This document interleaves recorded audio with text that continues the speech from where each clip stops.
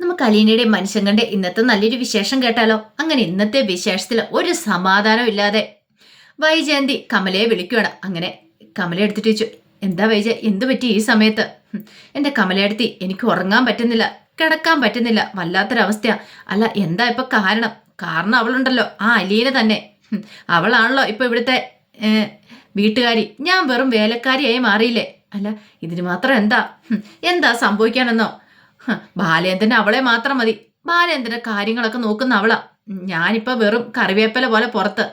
ഇതൊക്കെ കണ്ടും കേട്ടും എനിക്ക് ഇവിടെ നിൽക്കാൻ പറ്റുന്നില്ല. എന്റെ സമനില തെറ്റുവാ കമലെടുത്തി. അതുകൊണ്ടാണ് ഞാൻ വിളിച്ചത്. അതെ, ബാലേന്ദ്രനോട് കാര്യങ്ങളൊക്കെ പറയാൻ മേലായിരുന്നോ? എങ്ങനെ? എന്നെ ആ മുറിയിലേക്കൊന്ന് കയറ്റു പോലുമില്ല. എന്നെ മുറിക്ക് പുറത്ത് നിർത്തത്തുള്ളൂ. എന്നെ കാണുമ്പോൾ ദേഷ്യം. ഞാൻ മിണ്ടണ്ട, സംസാരിക്കണ്ട, ഒന്നും ചെയ്യണ്ട. എന്നെ കണ്ടിട്ടുണ്ടെങ്കിൽ അപ്പൊ പുറത്താക്കും. അല്ല, ഇതിന് മാത്രം എന്താ കാരണം? കാരണമൊന്നും എനിക്കറിയത്തില്ല. അല്ല, അമ്മയോട് കാര്യങ്ങൾ പറയാൻ മേലായിരുന്നു. ആ ബെസ്റ്റ്. അമ്മയോട് കാര്യങ്ങൾ പറഞ്ഞിട്ട് എന്താവാനാ? അമ്മ അതിനേക്കാളും വലിയ ഇതില്ല. അമ്മയെ അങ്ങോട്ട് സൂചിച്ച് കഴിയല്ലേ ഇപ്പൊ ഇവിടെ. അമ്മയെ നോക്കാൻ അവളുണ്ടല്ലോ. അപ്പൊ അതുകൊണ്ട് അവളെ ഇവിടുന്ന് പറഞ്ഞു വിടാനായിട്ട് അമ്മയെ സമ്മതിക്കുന്നില്ല. അമ്മയുടെ സുഖവാസമൊക്കെ ഞാൻ അവസാനിപ്പിക്കുന്നുണ്ട്. അതെന്താ? അല്ല, ഈ തവണ ഹോസ്പിറ്റലിൽ കൊണ്ടുപോയി ബെൽറ്റൊക്കെ അഴിച്ചു കഴിയുമ്പോഴേ ഞാൻ നേരെ അമ്മയെ കൊല്ലപ്പള്ളി വീട്ടിലേക്ക് കൊണ്ടുവിടും. ഇങ്ങോട്ടോ? അതെ, അവിടെ നിൽക്കട്ടെ, അവിടെയല്ലേ നിൽക്കണ്ടേ. എന്നിട്ട് ഞാൻ അലീനെ അങ്ങോട്ട് പറഞ്ഞു വിടും. പിന്നെ എന്ത് ചെയ്യുമെന്ന് അറിയണമല്ലോ. പിന്നെ ബാലേന്ദ്രനെ നോക്കാനായിട്ട്. അപ്പോഴേക്കും കമല ചോദിച്ചു, അല്ല അത് പിന്നെ വൈജയ്, അങ്ങനെ നീ കൊണ്ടുവിട്ടാൽ എങ്ങനെ ശരിയാവുന്നേ? അതെന്താ?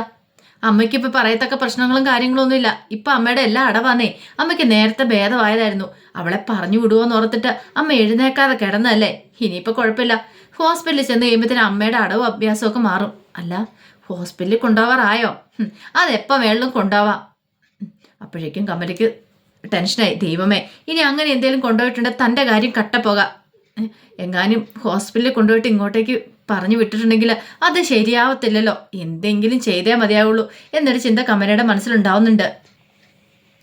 കമല പെട്ടെന്ന് പറഞ്ഞു, അതെ വൈജയ്, നീ എടുത്തടിച്ചൊരു തീരുമാനമൊന്നും എടുക്കണ്ട കേട്ടോ. അതെന്താ കമലയെടുത്തി അങ്ങനെ പറഞ്ഞേ? അല്ല, ആലോചിച്ചു മതി. ബാലേന്ദ്രന് ചിലപ്പം ഇഷ്ടമില്ലെങ്കിലോ? പിന്നെ ബാലേന്ദ്രനെ നോക്കാനായിട്ട് ആള് വേണ്ടേ? നീ അവളെ പറഞ്ഞു വിട്ടാൽ എങ്ങനെ കാര്യങ്ങളൊക്കെ നടക്കുന്നേ? നിനക്ക് ബാങ്കിലൊക്കെ പോകണ്ടല്ലേ? ബാങ്കിൽ ജോലിക്ക് പോകാനായിട്ട്. അതൊന്നും കുഴപ്പമില്ല, ഞാൻ പോയിക്കോളാം. വേണമെങ്കിൽ ഞാനൊരു ലോങ് ലീവ് അങ്ങ് എടുക്കും, അല്ലെങ്കിൽ ഒരു VRS അങ്ങ് എടുക്കും. എന്നാലും അവളെ ഞാൻ ഇവിടെ വെച്ച് വാഴിക്കാനായിട്ട് പോകുന്നില്ല. അപ്പോഴേക്കും കമൽ പറഞ്ഞു, ആലോചിച്ചു മതി, ഞാനൊരു തീരുമാനം അറിയിക്കാൻ നിന്നെ. ഇടപെടിയെന്ന് ഒന്നും എടുക്കുമൊന്നും വേണ്ട. ഞാൻ വിളിച്ച് നിന്നോട് വിവരങ്ങളൊക്കെ പറയാം, എന്നിട്ട് മതി എന്നൊക്കെ പറഞ്ഞ് ഒന്ന് ആശ്വസിപ്പിച്ചു വൈജയനെ. വൈജയ്ക്ക് ഒരിത്തിരി സമാധാനം വന്നപോലെ. പക്ഷെ കമലയുടെ ഉള്ള സമാധാനം മുഴുവൻ പോയി. ഇതേ സമയം ഗോവർദ്ധനൻ കടപ്പാട്ട് വീട്ടിലേക്ക് വരുവാണ്. അങ്ങനെ വന്ന് കോളിംഗ് ബെൽ അടിച്ചു കഴിഞ്ഞപ്പോൾ അലീന കഥ തുറന്നേ. ആ സമയം ഗോവർദ്ധനൻ ചോദിച്ചു, അല്ല ബാലേട്ടനില്ലേ അകത്ത്? അതെ, സാറ് മുകളിലാ. മുകളിലത്തെ മുറിയിലാണ്. അതെ, എനിക്ക് സാറിനെ ഒന്ന് കാണണം, അതിനു വേണ്ടി വന്ന. അതെ, ഒരു മിനിറ്റ്, ഞാനേ സാറിനോടൊന്ന് പോയി ചോദിച്ചിട്ട് വരാം. ചോദിക്കാനോ? അതെന്തിനാ? ഞാനേ ബാലേട്ടൻ്റെ ബ്രദറിലോയാ. ആരാണെങ്കിലും ചോദിച്ചിട്ട് മാത്രം അകത്തേക്ക് കയറ്റി വിടാവുള്ളെന്നാ എന്നോട് പറഞ്ഞിരിക്കുന്നത്, അനുമതി മേടിച്ചിട്ട്. അതുകൊണ്ടാ സാർ, വേറെ ഒന്നും വിചാരിക്കരുത്. ഞാൻ പോയി ചോദിച്ചിട്ട് വരാം. ഗോവർദ്ധന അവിടുത്തെ ഇതെന്ത് കളിയാ? മുമ്പ് ഇങ്ങനെയൊന്നും ആയിരുന്നില്ലോ. അങ്ങനെ അലീന മുകളിലേക്ക് കയറി പോയി കഴിഞ്ഞപ്പോൾ വൈജയന്തി കഥവും തുറന്നിങ്ങോട്ട് ഇറങ്ങി വന്നു. ആഹാ, ഗോവർദ്ധന എപ്പോൾ വന്നു? ഇപ്പൊ വന്നോളൂ. ബാലേട്ടനെ കാണാൻ വന്നായിരിക്കുമല്ലേ? അതെ അതെ. അതെ, ഇപ്പൊ പണ്ടത്തെ പോലെ ഒന്നും അല്ല. കാണണമെങ്കിൽ അനുമതിയൊക്കെ മേടിക്കണം. അല്ല, അതെന്ത് പറ്റി? എനിക്കൊന്നും മനസ്സിലാവുന്നില്ല. ഓ, ഇപ്പോഴങ്ങനെയാ? അല്ല, ഇത് എന്നു മുതലേ തുടങ്ങിയത്? ഹോസ്പിറ്റലിൽ വന്നതിന് ശേഷം. ഇവിടെ അലീന എന്ന് പറയുന്ന ഒരുത്തിയുണ്ട്. അവൾ പോയി ചോദിക്കും. പെർമിഷൻ കിട്ടിയാൽ മാത്രമേ അകത്തേക്ക് കയറി പോകാൻ പറ്റുള്ളൂ. എനിക്കും അതുപോലെ തന്നെ എൻ്റെ മക്കൾക്കും അതുപോലെ തന്നെയാ. മക്കൾക്ക് പോലും മുറിയിലേക്ക് കയറാനുള്ള അവകാശമില്ലേ? അതെന്താ അങ്ങനെ?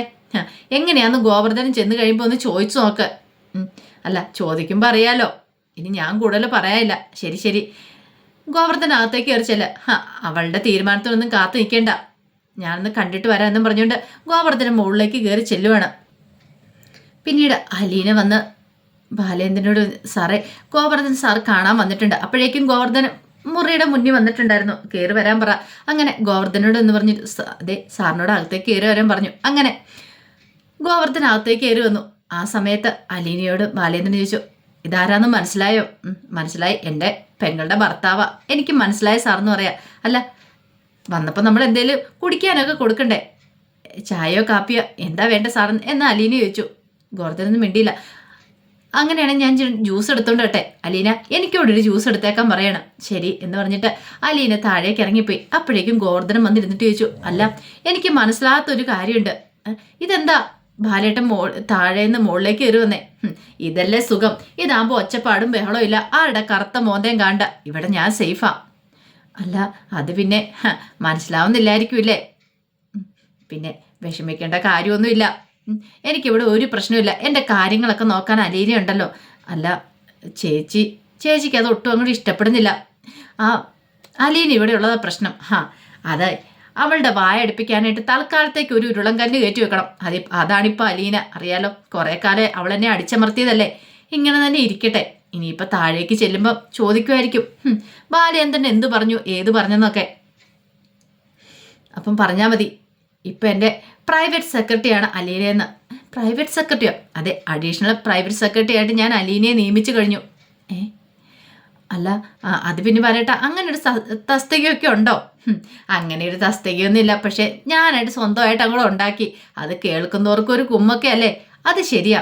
പക്ഷേ എങ്കിൽ ഒരു കാര്യമുണ്ട്, കുട്ടികളൊക്കെ കണ്ടുകൊണ്ടിരിക്കുമല്ലേ നിങ്ങൾ തമ്മിലുള്ള പ്രശ്നം. കുട്ടികൾക്കൊക്കെ ബുദ്ധിയും ബോധമുള്ളതല്ലേ, കുഞ്ഞുങ്ങളൊന്നും അല്ലല്ലോ. അതുകൊണ്ട് അവർക്ക് മനസ്സിലാക്കാൻ കഴിയുണ്ടെങ്കിൽ അവർ മനസ്സിലാക്കട്ടെ എവിടെയാ തെറ്റ് ശരിയെന്ന്. അല്ലാതെ എനിക്കിനി കൂടുതൽ അവരെയൊന്നും മനസ്സിലാക്കാനില്ല. അപ്പോഴേക്കും അലീന ജ്യൂസായിട്ട് അങ്ങോട്ട് കയറി വന്നു. ഈ സമയത്ത് അലീനയോട് പറഞ്ഞു, അലീനെ നിനക്ക് പുതിയൊരു തസ്തിക തന്നു കഴിഞ്ഞു കേട്ടോ, എൻ്റെ അഡീഷണൽ പ്രൈവറ്റ് സെക്രട്ടറി. അപ്പോഴേക്കും അലീന ഇങ്ങനെ അന്തം വിട്ട് നോക്കുക, ഒന്നും മനസ്സിലാത്ത വിധം. ഈ സമയം ബാലേന്ദ്രൻ ഗോവർദ്ധനോട് പറഞ്ഞു, വീട്ടിൽ ചെന്ന് കഴിയുമ്പോൾ ചിലപ്പോൾ ഇനി പെങ്ങൾ ചോദിക്കുമായിരിക്കും, എന്തിനാ ഇഷ്ടമില്ലാഞ്ഞിട്ട് പോലും ചേച്ചിക്ക് ഇഷ്ടമില്ലെങ്കിൽ പിന്നെ എന്തിനാ അലീനെ അവിടെ നിർത്തിയിരിക്കുന്നത്? അപ്പം പറഞ്ഞാൽ മതി, അതെ എൻ്റെ അഡീഷണൽ പ്രൈവറ്റ് സെക്രട്ടറി അവളെന്ന്. അത് പറഞ്ഞു കഴിയുമ്പോൾ പിന്നെ ഒന്നും മിണ്ടത്തില്ല, ഒന്നും മിണ്ടാൻ പറ്റില്ലല്ലോ, കാരണം എൻ്റെ ഹാർട്ട് പണി മുടക്കി ഇരിക്കുമല്ലേ. അതുകൊണ്ട് കൂടുതൽ ചോദ്യങ്ങളൊന്നും വരാൻ വഴിയില്ല. അതുമാത്രമല്ല, താഴേക്ക് ഇറങ്ങി ചെല്ലുമ്പം ഗോവർദ്ധന നിന്നോട് വൈജയന്തി ചോദിക്കും, അലീനയെക്കുറിച്ച് സംസാരിച്ചോ, എങ്ങനെയാ അങ്ങനെയാന്നൊക്കെ, എന്ത് പറഞ്ഞെന്നൊക്കെ.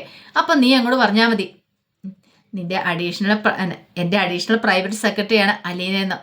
അതിനെക്കുറിച്ച് അവൾ മനസ്സിലാക്കി വരുമ്പോഴത്തേനും നിനക്ക് വീടെത്താൻ. കാരണം അവൾക്ക് അതിനെക്കുറിച്ച് തേങ്ങ അറിയത്തില്ല. അവളിങ്ങനെ ആലോചിച്ച് വരുന്ന സമയത്ത് തന്നെ നിനക്ക് അവിടെ നിന്ന് ഇറങ്ങി പോകാവുന്നുള്ളൂ. അത് കേട്ട് കഴിഞ്ഞപ്പോൾ അലീനെ ഗോവർദ്ധനൊക്കെ ഒന്ന് ചിരിച്ചു. പിന്നീട് അലീന താഴേക്ക് ഇറങ്ങി വരിക. വൈജയന്തി അപ്പോഴും താഴെ കാത്തു വയ്ക്കുന്നുണ്ടായിരുന്നു, ഗോവർദ്ധൻ ഇറങ്ങി വരുന്നതും കാത്ത്. അലീനെ ഒന്ന് നോക്കി അലീന താഴേക്ക് ഇറങ്ങി വന്നപ്പം, പക്ഷെ അലീന മൈൻഡ് ചെയ്യാതെ അങ്ങോട്ടേക്ക് പോവുകയോ ചെയ്തേ. വൈജയന്തിക്ക് അതും കൂടെ കണ്ടു കഴിഞ്ഞപ്പോൾ ഒന്നുകൂടെ ദേഷ്യമായി. അലീന പോയി ഇത്തിരി സമയം കഴിഞ്ഞപ്പോൾ ഗോവർദ്ധൻ അങ്ങോട്ട് ഇറങ്ങി വന്നു. വൈജയന്തി ചോദിച്ചു, എന്തായി? അല്ല ചോദിച്ചില്ല ഗോവർദ്ധന് മോളത്തെ മുറിയിലേക്ക് എന്തെയാ മാറിയെന്നൊക്കെ. ഞാൻ ചോദിച്ചു, ബാലേട്ടൻ പറഞ്ഞത് അത് ബാലേട്ടൻ അവിടെയാണെങ്കിൽ ഇച്ചിരി ശാന്തി സമാധാനം സുഖമൊക്കെ ഉണ്ടാവുന്നു. ഇത്തിരി സുഖം കൂടുന്നുണ്ട്. എനിക്കറിയാം ഇത്തിരി സുഖം കൂടുന്നതിൻ്റെ കാരണം എന്താന്ന്. അലീന എല്ലാത്തിനും കാരണം. അല്ല വേറൊന്നും ചോദിച്ചില്ലേ? ഞങ്ങൾക്കൊന്നും കാണാൻ പോലും പറ്റില്ലോ, എല്ലാവരുടെയും പെർമിഷൻ വേണം. അല്ല ബാലേന്ദ്രൻ്റെ പെർമിഷൻ വേണം ഞങ്ങൾക്ക് എല്ലാവർക്കും അകത്ത് കയറി ഒന്ന് കാണണമെങ്കിൽ. അത് പിന്നെ ബാലേട്ടൻ്റെ ഇഷ്ടം അതാണെങ്കിൽ അതങ്ങ് നടത്തി കൊടുത്തുകൂടെ? വെറുതെ എന്തിനാ അതിൻ്റെ ഇടയ്ക്കിലേക്ക് തലയിടാൻ പോന്നേ? ഇഷ്ടമുള്ളപ്പം ബാലേട്ടൻ ആൾക്കാരെ വിളിച്ചോളും. അപ്പം കാണണ്ടപ്പോൾ കണ്ടാൽ മതി. വെറുതെ ആ മനസ്സിനെ വേദനിപ്പിക്കാൻ പോകേണ്ട കാര്യമുണ്ടോ? ഓഹോ, അപ്പം അതല്ലേ. അലീനയ്ക്കൊരു കുഴപ്പമില്ലോ, അലീനയ്ക്ക് എപ്പോൾ വേണമെങ്കിലും കയറാം വരാൻ പോകാം. അലീനയുടെ സമ്മതം കൂടെ വേണം ഇപ്പം ഞങ്ങൾക്ക് ആർക്കെങ്കിലും അകത്തേക്ക് കയറാനായിട്ട്. അല്ല അതിന് അവൾ ആരാന്ന് നിനക്ക് ചോദിക്കാൻ മേലായിരുന്നോ ഗോവർദ്ധന? അതിനെക്കുറിച്ച് ഞാൻ ചോദിച്ചു. അപ്പോഴെന്നോട് പറഞ്ഞ് അഡീഷണൽ പ്രൈവറ്റ് സെക്രട്ടറി ആണെന്നാ. അഡീഷണൽ പ്രൈവറ്റ് സെക്രട്ടറിയോ? അതെന്ത് കുന്തവാ? അതിനെക്കുറിച്ച് എനിക്കും അറിയത്തില്ല. അഡീഷണൽ പ്രൈവറ്റ് സെക്രട്ടറി ആണെന്ന് പറഞ്ഞു. ചേച്ചി ഇനി കൂടുതലൊന്നും ആലോചിക്കേണ്ട, അതങ്ങ് അംഗീകരിച്ച് കൊടുത്താൽ മതി. ഞാൻ പോട്ടേന്ന് പറഞ്ഞുകൊണ്ട് ഉള്ള ജീവനും കൊണ്ട് ഗോവർദ്ധൻ അവിടെ നിന്ന് പോവാണ്. വൈജയന്തി ഇങ്ങനെ ആലോചിക്കുക. വൈജയന്തിക്ക് ഒരു എത്തും പിടിയും കിട്ടിയില്ല.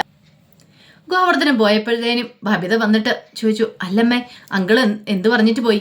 എന്ത് പറയാനായിട്ട്? അവളുണ്ടല്ലോ അലീന, അവളിപ്പോൾ അഡീഷണൽ പ്രൈവറ്റ് സെക്രട്ടറി ആണ് പോലും. ബാലേന്ദ്രൻ്റെ അച്ഛൻ്റെ പ്രൈവറ്റ് സെക്രട്ടറിയോ? അപ്പം അച്ഛൻ ആരാ? അതൊന്നും എനിക്കറിയില്ല. ഓരോ കാരണങ്ങൾ ഉണ്ടായിക്കൊണ്ടിരിക്കുക. അഡീഷണൽ പ്രൈവറ്റ് സെക്രട്ടറി ഒന്നും ഭവിതയ്ക്കും മനസ്സിലായില്ല. വൈജയ്ക്ക് ദേഷ്യം. വൈജയന്തി പറഞ്ഞു കാണിച്ചു തരാം എന്നൊക്കെ പറഞ്ഞിട്ട് അങ്ങോട്ടേക്ക് നടക്കുമ്പോഴത്തേനും അലീന ബാലേന്ദ്രനുള്ള ഫുഡുമായിട്ട് മുകളിലേക്ക് കയറി പോകാൻ തുടങ്ങുവാണ്. ഇന്നും കൂടെ ഓൾറെഡി നിന്റെ അഴിഞ്ഞാട്ടം, ഇന്നത്തോടു കൂടി നിന്റെ ഇവിടുത്തെ പൊറുതി അവസാനിപ്പിച്ച് ഞാൻ നിന്നെ ഇവിടുന്ന് പറഞ്ഞു വിട്ടോളാം. കാണിച്ചു തരുന്നുണ്ട് ഈ വൈജയന്തി ആരാന്ന്. അലീനയ്ക്കൊന്നും മനസ്സിലായില്ല. അലീന ഇങ്ങനെ നോക്കുമ്പോഴത്തേനും വൈജയന്തി പുറത്തേക്ക് ഇറങ്ങി പോവാണ്. ആ സമയം ഭാവിത പുറകെ പോയി ചോദിച്ചു, അല്ല അമ്മ ഇത് എങ്ങോട്ടാ പോകുന്നത്? എങ്ങോട്ടാന്ന് പറഞ്ഞിട്ട് പോ. എല്ലാം നിന്നോടൊക്കെ പറഞ്ഞിട്ട് വേണം പോവാനായിട്ട്. പറഞ്ഞിട്ട് പോകാൻ എനിക്കിപ്പോൾ സൗകര്യമില്ല. അല്ലെങ്കിലും നിന്റെ അച്ഛനൊക്കെ ചെയ്യുന്ന കോപ്രായം കണ്ടിട്ട് നീയൊക്കെ ഇവിടെ പഴംപിരിങ്ങളായിട്ട് മിണ്ടാതിരിക്കല്ലേ. മക്കള് മൂന്നെണ്ണം ഉണ്ടെന്ന് പറഞ്ഞിട്ട് എന്ത് പറയാനാ? ഒന്നേം കൊണ്ട് ഒരു പ്രയോജനമില്ല. എന്നിട്ട് അവള് ചോദ്യം ചെയ്യാൻ വന്നിരിക്കുന്നു. അതും പറഞ്ഞുകൊണ്ട് ചാടിത്തുള്ളി അങ്ങോട്ട് വൈജയന്തി ഇറങ്ങിപ്പോയി. കുറച്ച് കഴിഞ്ഞപ്പം അലീന മുത്തശ്ശിയുടെ മുറിയിലേക്ക് വന്നു. മുത്തശ്ശി വെച്ചു, അല്ല ഗോവർദ്ധനം വന്നിട്ടുണ്ടായിരുന്നോ? വന്നിട്ടുണ്ടായിരുന്നു. സാറിനെ കൊണ്ട് എന്തൊക്കെയോ പേപ്പറുകളൊക്കെ സൈൻ ചെയ്യിക്കാൻ വന്നു.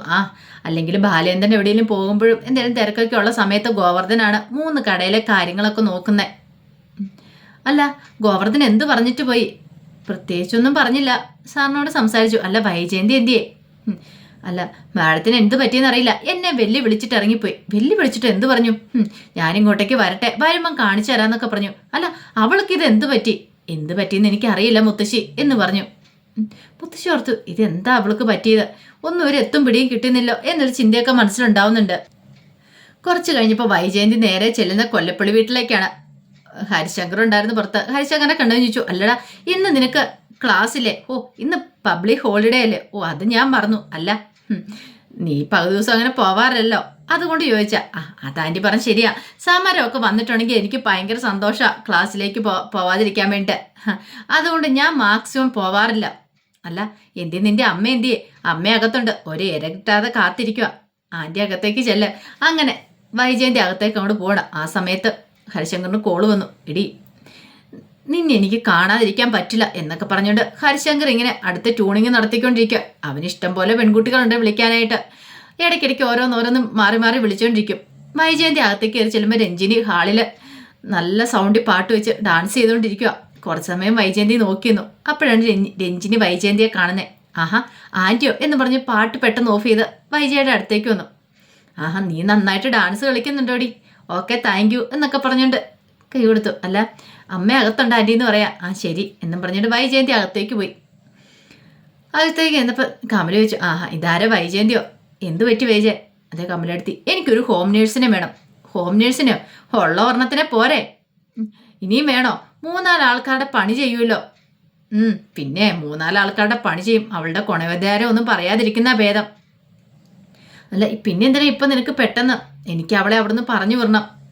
എനിക്ക് വേറെ വേണമെന്ന് പറയണം. കൊള്ളാം.